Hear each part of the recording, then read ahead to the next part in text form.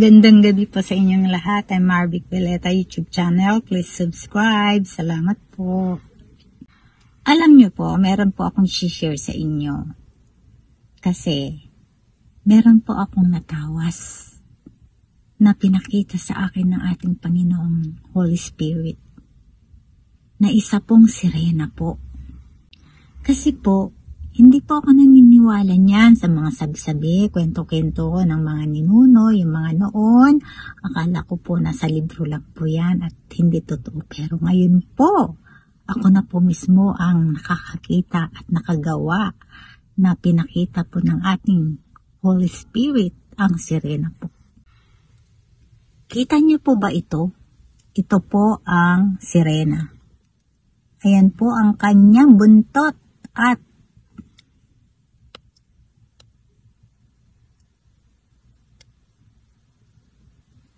ayan po ang kanyang buntot at babae po. At yan po yung itlog na tinawas ko, yan yung ulo niya at nasa tubig po. Nakaka-amaze po. Lahat na po ng mga kababalaghan ay halos pinakita na po sa akin ni Jesus Cristo sa tawas po. Napaka-amazing po at talaga pong totoo. Maniwala po kayo. Kaya mag-ingat po kayo. Ibig sabihin yan po ay pinag-iingat niya po tayo. At ang ibig sabihin po ng Panginoong Jesus ay mag-ingat po tayo lalo na sa ilog. Sa mga mahilig tayo maligo sa dagat. Meron po nangunguha dyan. Kung hindi sirena, engkanto, totoo po yan. Maniwala po kayo sa akin.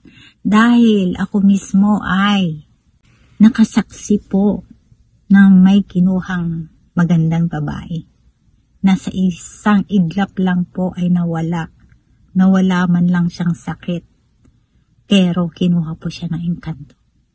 Kaya yan po ang pinapakita niya sa akin para i-explain sa inyo na totoo pong meron po talaga yan. At salamat po.